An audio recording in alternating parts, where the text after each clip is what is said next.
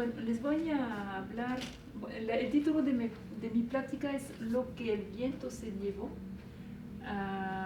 Soy Anne Cross y trabajo en el departamento de física que está en CUSEI, que está por Revolución. Me pueden interrumpir cuando tienen dudas en el transcurso de la plática.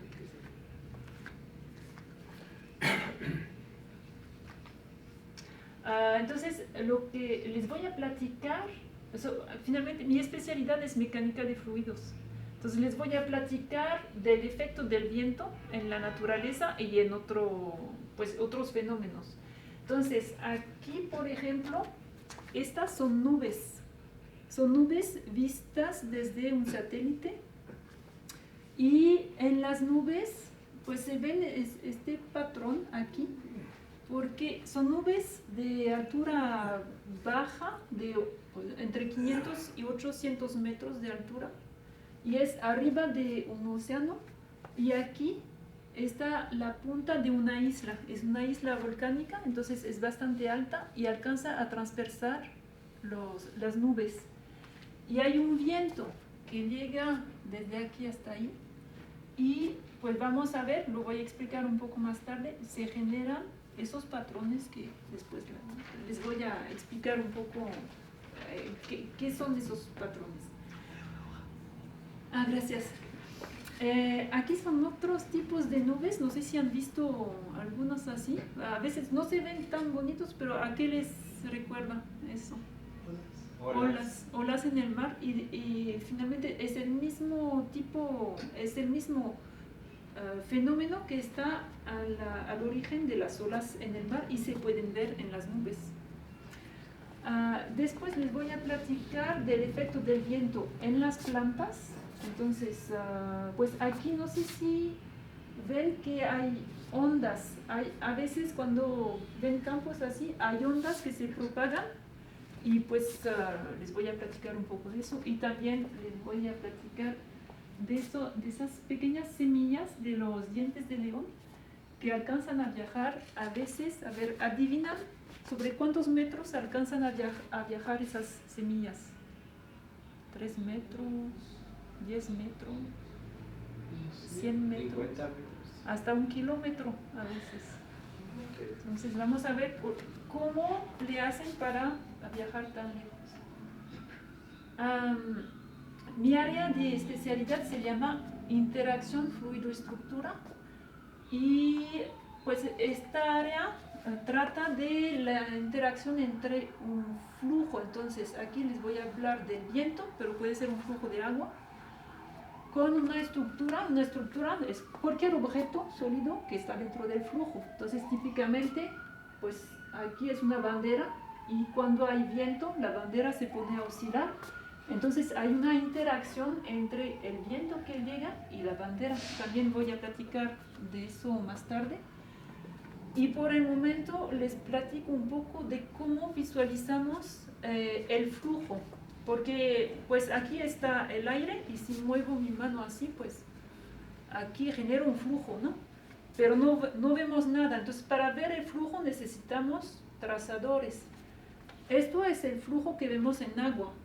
Entonces aquí hay una corriente que llega desde aquí hasta allá.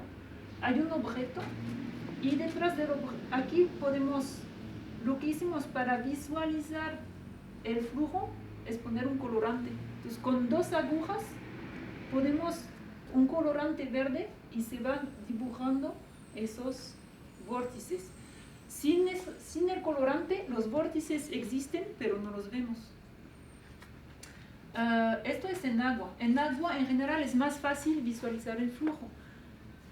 También se pueden poner pequeñas partículas, tipo partículas de aluminio, que reflejan la luz, y como esas plaquetas se orientan en el flujo, pues reflejan más o menos la luz, y se pueden ver pues regiones más oscuras y regiones más brillosas que permiten otra vez visualizar el flujo. Y otra técnica es pues una técnica que les voy a enseñar a rato, porque la implementamos en el laboratorio. Y por ejemplo aquí es una bandera vista desde arriba en un flujo, Entonces podemos ver la bandera y el flujo. Y bueno, les platico de cómo visualizar esas líneas más tarde.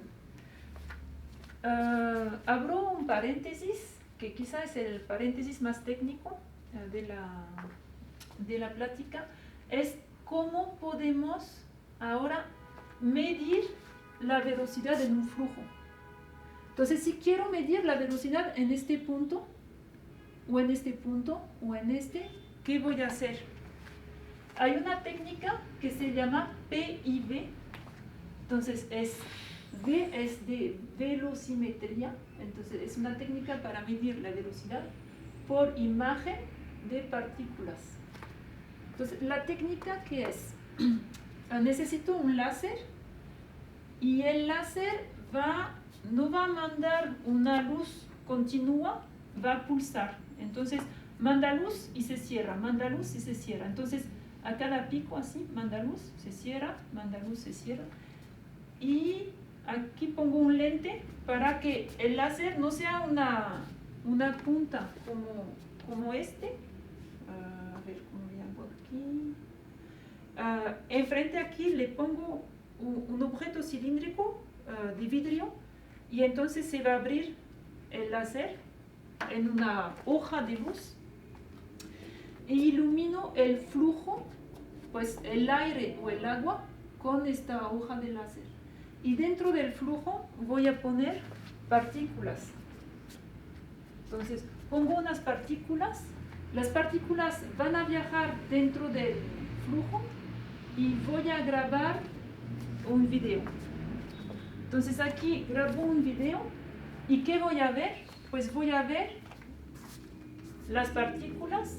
Entonces esto es una imagen en un tiempo dado y esto es la imagen en el mismo espacio pero en un tiempo más tarde.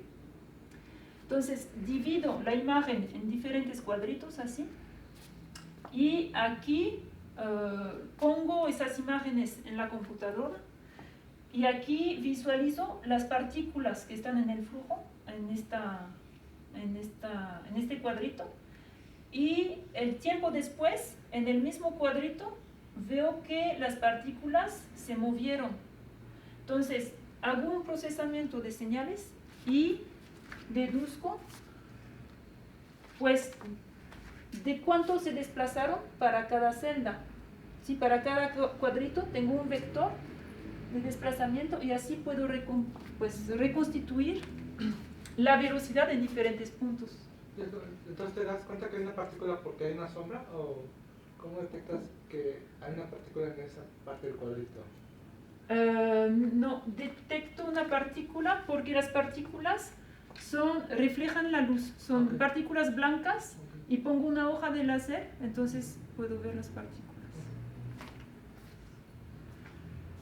Bueno, eso era un paréntesis, esto lo implementamos en mi laboratorio y ahora les voy a platicar de esos vórtices que se observan en las nubes y aquí pues se observan en varias regiones del mundo. Entonces, por ejemplo, en Japón o en Cabo Verde, cerca de África.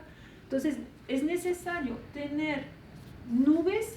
¿Para qué? Para ver los vórtices, porque otra vez los vórtices pueden estar ahí, pero si no hay nubes, no los veo, pero sí están.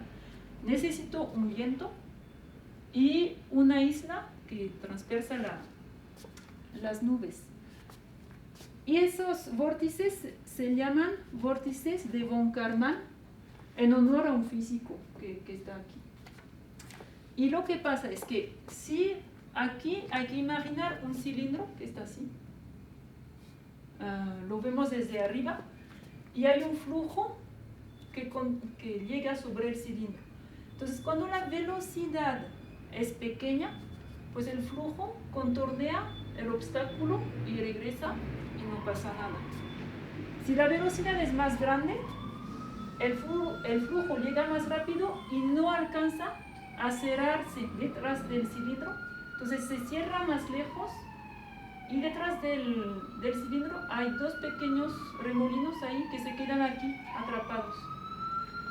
Pero si la velocidad aumenta todavía más, entonces las líneas de flujo alcanzan a tomar esos vórtices y a transportarlos, ¿sí? Y vamos a ver que se transportan así, de manera periódica.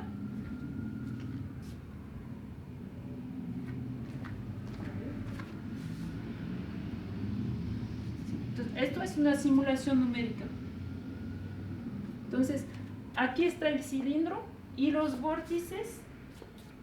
Hay uno, este de arriba gira en las manecillas del reloj y el de abajo gira en sentido contrario. Y entonces se van desprendiendo. Entonces aquí este se va desprendiendo y está transportado por el fluido.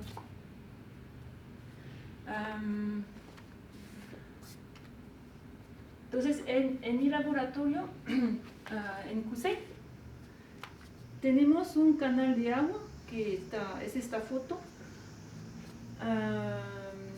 Esto se llama sección de prueba, es donde hago los experimentos. Tiene 10 centímetros de alto, 10 centímetros de ancho y todo eso hace 1 metro. Y es la sección donde puedo ver lo que pasa dentro del flujo, porque es de acrílico.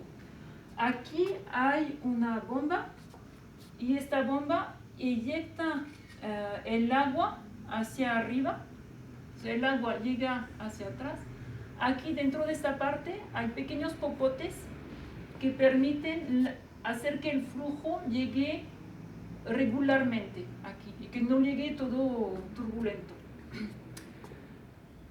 Y pues el agua sale aquí, regresa abajo y regresa en la bomba. Entonces, para reproducir esos remolinos, lo que hacemos es que ponemos un popote, como el de las bebidas, entonces es de 5 centímetros de diámetro, y es este popote que lo vemos desde arriba. Esta parte es la parte de arriba del canal. Ponemos un popote y le inyectamos aquí un colorante, ¿sí? Con una aguja. Es un colorante que es fluorescente. Aquí ponemos lámpara, luz ultravioleta, como en discoteca, ¿no? Y entonces este colorante pues se hace verde con la luz y hay un flujo de agua que imponemos con la bomba y que llega aquí.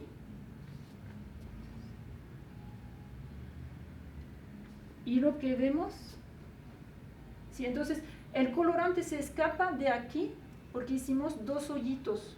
Podríamos hacer varios, pero hacemos 2 hoyitos y entonces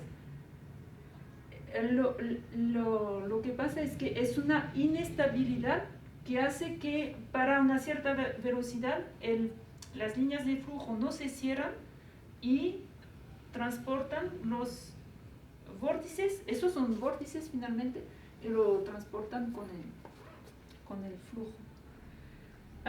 Podemos hacer el mismo experimento y ahora ya no detrás de un cilindro, detrás de una aleta. Aquí, en lugar de poner un cilindro que es fijo, ponemos una aleta para simular pues la cola de los peces o las alas de las aves. Entonces, ponemos una aleta que oscila y inyectamos colorante alrededor de la aleta. Y lo que vemos, para una frecuencia que es baja, o sea que es frecuencia baja, mediana y alta, lo que vemos es que aquí hay más vórtices aquí que aquí, ¿sí? Aquí, cada vez que la aleta hace un ciclo que baja y sube, hay 2 vórtices aquí y 2 vórtices aquí, ¿sí? Son 4 vórtices cada vez. Si ahora aumento la frecuencia, observo, ahora cada vez que la aleta oscila, veo solamente un vórtice en este sentido y otro vórtice en el otro sentido. Entonces, aquí puedo jugar con la frecuencia de oscilación y puedo jugar también con la velocidad del fluido. Y si sigo aumentando la velocidad, perdón, la frecuencia, lo que vemos, aquí la imagen es más corta porque aquí es desordenado, entonces la corté.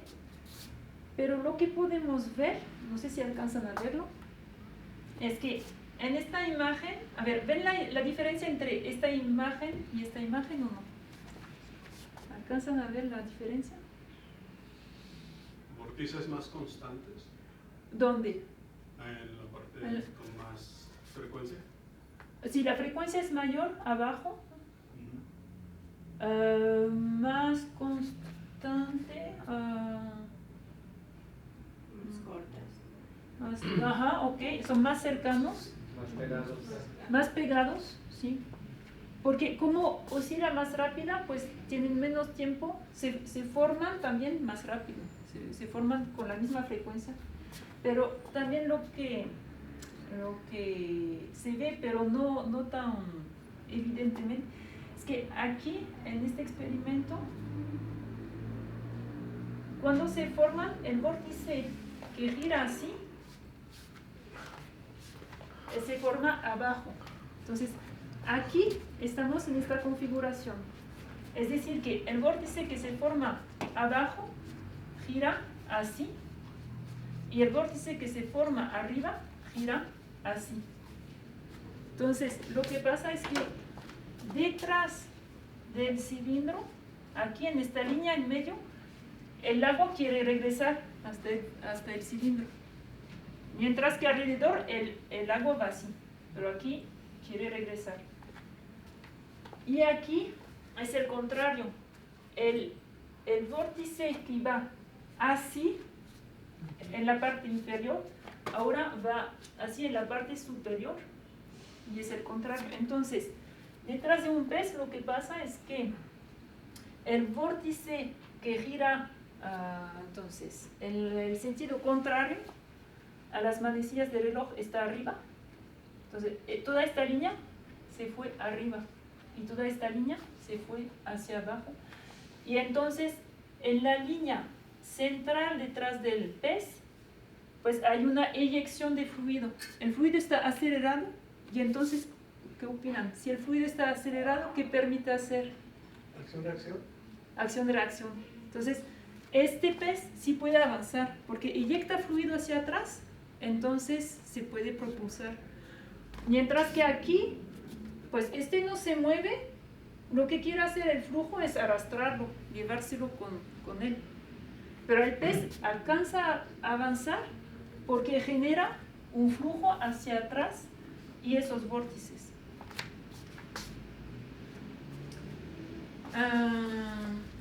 Además del túnel de viento tenemos además del canal de agua, perdón, tenemos un túnel de viento. Esta sección es de 50 centímetros de alto por 50 de ancho y 1 metro aquí de largo. Y pues alcanza velocidades de 0 hasta 100 kilómetros por hora, más o menos. Entonces sí, bueno, no lo subo muchas veces a 100 kilómetros por hora porque sí hace ruido y vibra un poquito. Y aquí también se puede visualizar esos vórtices, pero ahora no, en aire lo complicado es visualizar el flujo y no se puede poner colorante. Entonces lo que hacemos aquí es una visualización desde arriba. Entonces aquí pongo un popote, esto es un popote, lo amarro desde abajo y el flujo va a llegar desde aquí hasta ahí. Y aquí tiendo un alambre y lo embarro con un polvo de aluminio. Entonces lo embarro con cera de vela y con polvo de aluminio y le voy a hacer pasar una corriente. Entonces cuando la corriente pasa, ¿qué va a hacer el hilo? El hilo se va a calentar, la cera va a derretirse y el polvo se va a ir con el flujo. Entonces, este método se llama el smoke wire. Hacemos un humo con el hilo. Y es bueno, lo malo, entre comillas, de este método es que es muy rápido porque hacemos pasar la intensidad y se calienta, se desprende el aluminio que está aquí y ya no dura mucho, pues. Pues aquí está el video.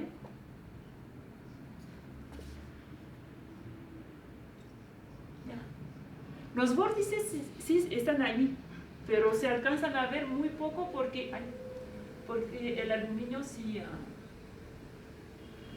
pues se desprende, es la cantidad que hay y ya. ¿Sí? Pero sí se alcanzaron a ver los vórtices. Entonces, ¿cuáles son las características de una inestabilidad? Está la frecuencia temporal. La frecuencia temporal, pues, es cuántas veces veo oscilaciones en un minuto, por ejemplo. ¿Sí? Puede ser la frecuencia cardíaca, la frecuencia de un fenómeno. Entonces, esto caracteriza una inestabilidad. También la longitud de onda.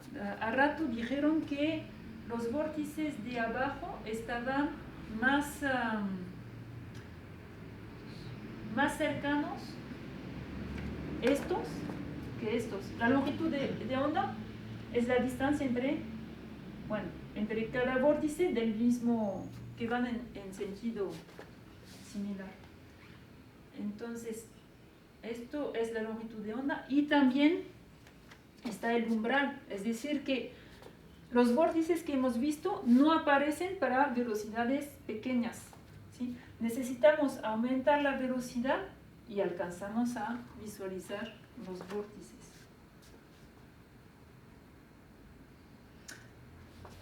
De eso voy a platicar un poco más tarde. Esos fenómenos en general dependen de varios parámetros. Entonces, en este caso, de los vórtices de von Karman dependen pues, del diámetro del obstáculo, dependen de la velocidad, dependen del fluido, si es aire o agua. Y lo bonito de eso es que se pueden hacer experimentos en aire, en agua, con diámetros diferentes y se utilizan números que no tienen dimensiones, que no tienen unidades. Una velocidad tiene una unidad de kilómetro por hora o metros por segundo. Y frecuencia por diámetro también tiene las mismas unidades, kilómetro por hora o metros por segundo. Entonces, eso se cancela y el número de Strouhal no tiene unidades. Tampoco el número de Reynolds no tiene unidades. Y entonces, utilizando números adimensionales adecuados, se pueden alcanzar a traslapar todos los puntos. Todos los puntos que medimos con diámetros diferentes, fluidos diferentes, van a tener frecuencias diferentes, umbrales diferentes, pero haciendo estas dos operaciones se puede pues, hacer que todos los puntos se hacen en una misma curva. Después voy a platicar otra vez de esto. ¿Sí? ¿No? ¿Tienen dudas o...? La otra inestabilidad de la cual les hablé al principio es esta inestabilidad. Entonces, esta inestabilidad, a ver, ¿tienen una idea de qué pasa para ver esas nubes? ¿Contraflujos o qué? Contraflujo, pues sí, podría ser contraflujo, es decir, que podría haber viento aquí y un viento aquí. Lo que pasa, bueno, si hubiera un viento igual de fuerte aquí, podríamos tener nubes así, ¿no?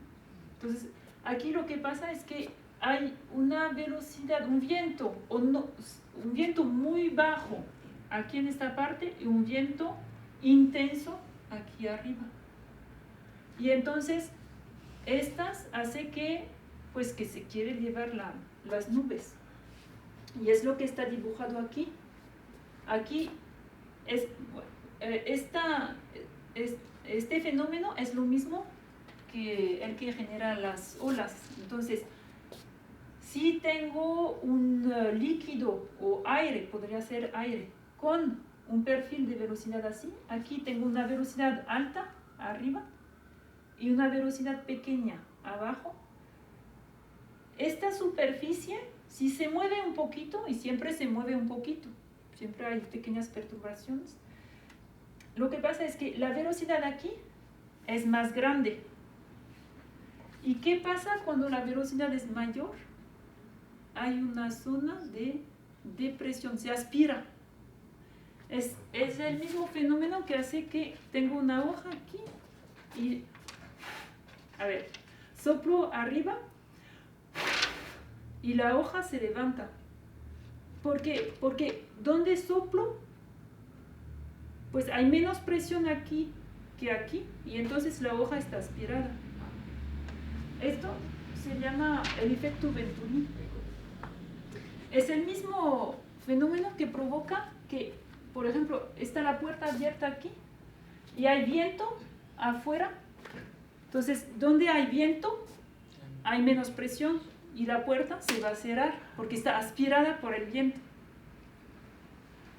Es lo que hace también, bueno, no sé si conozcan este tipo de perfumador con la perilla. Cuando apretamos la perilla, pues generamos una velocidad y el líquido que está aquí abajo va a estar aspirado. Es el mismo efecto que se llama efecto Venturi. Y finalmente es el mismo efecto que hace que un avión vuela. Porque un avión tiene una ala que está bombeada. Aquí que las alas de abajo están planas y aquí está bombeado. Entonces el flujo pues se acelera aquí y entonces la presión baja porque la velocidad es más alta arriba del ala que abajo. Y entonces este efecto Venturi hace que cuando hay una pequeña perturbación aquí, pues va a crecer la perturbación porque es más aspirada y pues baja y entonces se genera esta inestabilidad.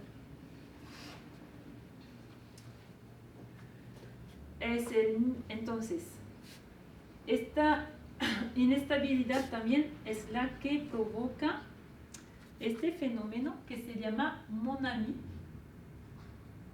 Seguramente lo han visto, en algunos campos se alcanzan a ver pues como ondas que se propagan, ¿no? Entonces, esas ondas que se propagan pues son regiones aquí del pasto que se encurvan y se levantan. Pero lo que pasa es que arriba de esas regiones son vórtices, son remolinos que viajan y que provocan esas ondas que se ven.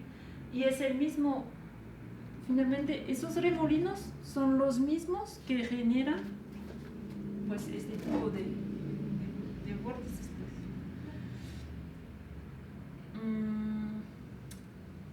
Bueno, ahora a ver cómo voy.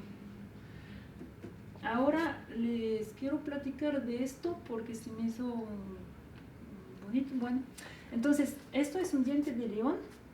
Entonces esto es para el vocabulario. Primero se hace la flor, después se hace así, pero aquí no está el nombre.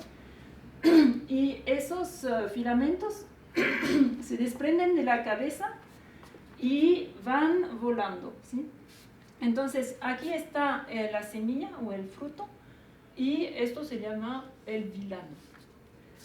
Y bueno, aquí dicen que dependiendo del ambiente, si está seco o húmedo, si es ventoso o no, pues se puede alcanzar metros de distancia o hasta kilómetros de distancia.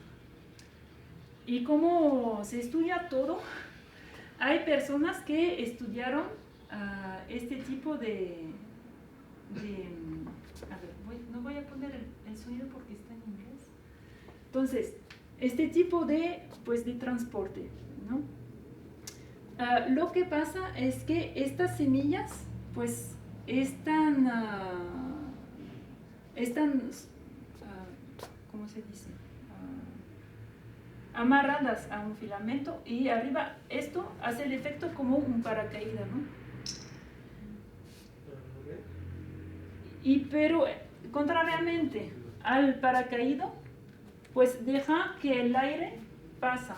Entonces aquí lo pusieron, hay investigadores que lo pusieron arriba de un flujo de aire completamente laminar. Entonces aquí lo ponen arriba del flujo de aire y pues ponen una hoja de láser, ponen unas partículas en el aire y lo que observan es que hay un vórtice que está aquí arriba y es un vórtice, una burbuja que es muy estable. Esta burbuja se había estudiada teóricamente, pero nunca se había visto así de manera tan estable experimentalmente. Porque experimentalmente, ¿qué pasa? Cuando se mueve el cuerpo, pues el vórtice que hace, pues se desprende.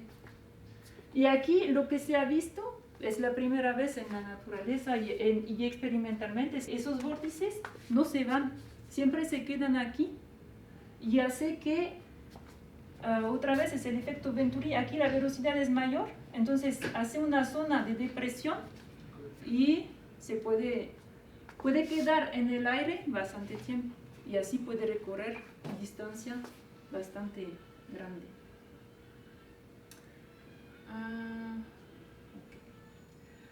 Ok, entonces ahora paso al área pues que estudiamos en el laboratorio. Pues podemos, bueno, como les dije, se estudia todo. Entonces, ¿qué hace que una hoja pues tiembla en el viento? Entonces, podemos tener dos configuraciones. La primera se llama flujo axial, es cuando la hoja, el eje de la hoja está alineado con el viento, ¿sí? Y esto es como una bandera en el flujo. Esto es una hoja que vemos desde arriba, así. Y aquí hay un viento que llega y la hoja se pone a oscilar. Y se pone a oscilar de esta manera, ¿sí? Entonces aquí, bueno, entonces aquí pues la amplitud es más grande aquí que aquí, ¿no? Y otra configuración es el flujo transversal. Aquí el eje de la hoja es perpendicular al viento. Y también se ha estudiado este efecto, pero contrariamente al flujo axial, pues la hoja que va a hacer se va a doblar aquí. Entonces esto es una placa y hay un flujo de aire que llega así. Y cuando el viento aumenta, pues ¿qué hace la placa? Se incurva más y más y más, pero no oscila, se queda así. Se llama la reconfiguración. ¿Sí? Aquí está escrito. Entonces, primero, el primer fenómeno cuando hay flujo axial es otra inestabilidad. Una inestabilidad, como les dije, bueno, no les dije, no, pero les digo ahora, proviene de la competición entre dos fenómenos que no están de acuerdo. Entonces hay un fenómeno que estabiliza el sistema y entonces para la placa es la rigidez. Más rígida es la placa, pues más estable va a ser. Y el fenómeno que desestabiliza el sistema pues, es la fuerza centrífuga que sí conocen. ¿Sí? Es la fuerza que hace que podemos ir en cabeza abajo si vamos lo suficientemente rápido en una pista así. Y es la fuerza también que hace que si aquí hay agua adentro, pues el agua no va a escorrer. Entonces esta fuerza centrífuga desestabiliza el sistema. Entonces, cuando la velocidad del viento es pequeña, esta fuerza centrífuga también es pequeña, entonces es estable. Pues la bandera no se mueve. Pero cuando el viento aumenta, esta fuerza empieza a ser mayor y mayor y mayor y vence la fuerza que estabiliza el sistema. Y este efecto es el mismo efecto que hace que una manguera se pone a oscilar, una manguera llena de agua se pone a oscilar, como en los bomberos, ¿no? Lo vemos a veces en los dibujos animados. Y es este efecto que causa problemas en la aviación. Entonces, pues en los años 60 hubo varios aviones que se cayeron y no entendían por qué. Entonces, hubo pues experimentos, entonces es un túnel de viento bastante grande, y lo que vieron es que lo que llamaron en este entonces el acoplamiento armónico, y puede pasar eso. Y cada vez que hay un nuevo modelo de avión, con el Airbus 380 por ejemplo, hacen pruebas así, a diferentes velocidades, para ver si las alas no se van a poner a oscilar así, porque ahí puede destruir pues el avión, ¿no? Entonces aquí en este caso, en este caso ¿cómo se llaman los aviones que no tienen motores? Planeadores. Planeadores, esto es un planeador. Y entonces es la inestabilidad aeroelástica es la que provoca también la fluctuación de una bandera. Y el fenómeno de la reconfiguración, que es cuando el flujo llega así transversalmente, pues es un efecto estático, es decir, que la planta se encurva y ya no se mueve. Y la ventaja de encurvarse, ¿qué es?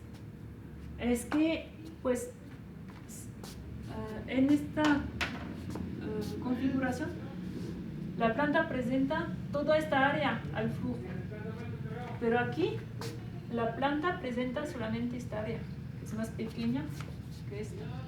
Entonces, gana, pues, no tiene que resistir tanto. Entonces, lo que hace es que disminuye la fuerza de resistencia del viento sobre ella. Y además presenta una forma más aerodinámica. Entonces, lo que hace la planta cuando se encorva es que disminuye la fuerza de resistencia o la fuerza de arrastre, que es la fuerza del flujo que llega así, ¿sí?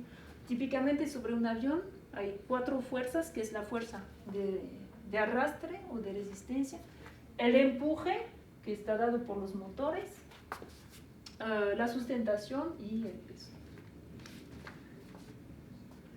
Y entonces, otra vez, la fuerza de arrastre depende de varios parámetros. Si tenemos una esfera o un cilindro dentro del flujo, ¿qué va a hacer la fuerza?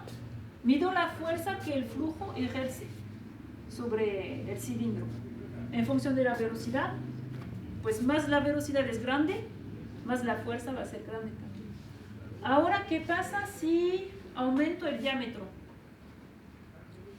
Si tomo el diámetro más grande y estoy en la misma velocidad, por ejemplo aquí, ¿la fuerza va a ser mayor o menor? Mayor. ¿Sí? Entonces, otra vez, cuando el diámetro aumenta, pues la fuerza medida va a ser diferente. Entonces, esto sería la fuerza medida para un diámetro pequeño, esto sería la fuerza medida para un diámetro mediano y diámetro más grande. Podemos hacer lo mismo si ahora aumentamos la densidad. Si tengo un viento pues a 1 metro por segundo y no pongo viento, pongo agua, ¿la fuerza va a ser mayor o menor? Mayor también. Entonces, el fluido también influye, ¿no? Entonces, otra vez esta fuerza depende de la velocidad, depende del diámetro, depende del fluido, pero otra vez se puede traslapar todas esas fuerzas usando dos números que no tienen dimensiones. Otra vez es el número de Reynolds, que es importante en mecánica de fluidos, y una fuerza que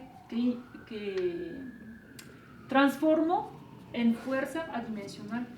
Y aquí, en esta curva, están todas las mediciones, que sea en agua, en aire, con diámetro grande, diámetro chico, todo. ¿Sí? Bueno, es un teorema que se llama el teorema. Entonces, para regresar a la reconfiguración, hubo varios estudios. Entonces aquí es una placa vista de perfil, entonces se encorva.